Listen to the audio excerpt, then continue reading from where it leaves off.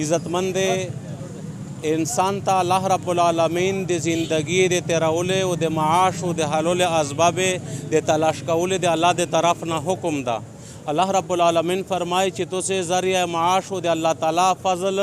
اغا تلاش کائیے. اللہ تعالیٰ قرآن سے فرمائی وَإِذَا نُودِيَ لِلصَّلَاةِ مِنْ يَوْمِ الْجُمْعَةِ کله چې د جمعې ورځې د اذان وشي فاسعوا الى ذکر الله به تو سے هر شای پرېږدي بالمنځ تاسیه او چې کله لمنځ وشي به د هغې نه بعد بیا رسي وابتغوا من فضله به د الله تعالیٰ فضل و رحمت تلاش کائیے. نو دنیاوی کاروبار کول دغه د الله تعالی فضل او رحمت ته چې سړی په حلول بند خپل بل بچی ته ضرورت پیرا کوي او دغه خبره خیال سوتی. الله رسول نه پښتنه وشله چې د الله رسوله بهترین ذریعہ د معاش تشایدو. الله رسول ورته فرمایي چې په خپل لوسه بند حلول بل بچی ته ګټل وی چې یا رسول الله دغه نه بعد بهترین ذریعہ د معاش. الله رسول ورته فرمایي چې بیع او تجارت کول او پاشا د اصول د شریعت مطابق وخت رول دغه سره الله د طرف نه برکتی نرسي او د الله رب العالمین د طرف نه انعامات یارسي. عزتمند کچره د الله تعالی د احکامات مطابق او د شریعت مطابق کیم تجارت یا وچلېږي و الله رب العالمین نفع او کامیابی ورنکي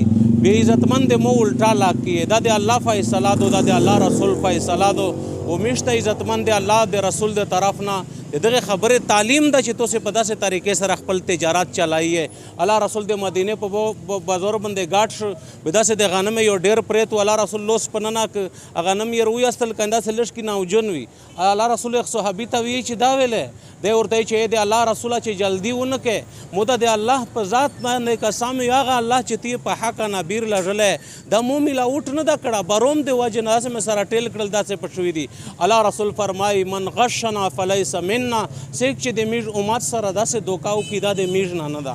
نو چې امت ته دوکې ورکول نه فراډ نه او زیوتای نه دیانتداري امانتداري سره پر اشتیا سره نو په هغې سره الله د طرف نه برکتي نرسي. نو او بیا عزتمند داسې کاروبار افتتاح کول د رب په نوم باندې او د الله پاک نه غوړي او د الله احکامات نه پښه پوتې کېږي نه الله رب العالمین د سره کامیابی راولي. نو دعا ورته وکړي چې الله تعالی دا افتتاح برکتي کړي. کریم ربا د میش سره دنیا و آخرت په لازوال نعمت مالامال کې و یا الہ العالمین دغه کاروبار یا برکتی کې خوشی په مقدر شه کې دنیا و آخرت د میش سره په لازوال نعمت مالامال کې او ربا میش ټول د حرام نه اوسته میش ته د حلول اسباب مهیا کې او کریم ربا موسی علیه السلام ډیر ستړا شو او بیا چې یو زوی ته ورسېده به وی چې ربه ته چې میش ته سرو کوې تو د رحمت میش ډېر محتاجي یا الله میش د تو د فضل او د رحمت محتاجي میش ته د خپل فضل او د رحمت یا الله وافره حصار وکې یا الله د دې کاروبار یا ترقي نصیب کې سمره چې میش د بانی په خوره باندې سمره د کلینا کاروبارینا دي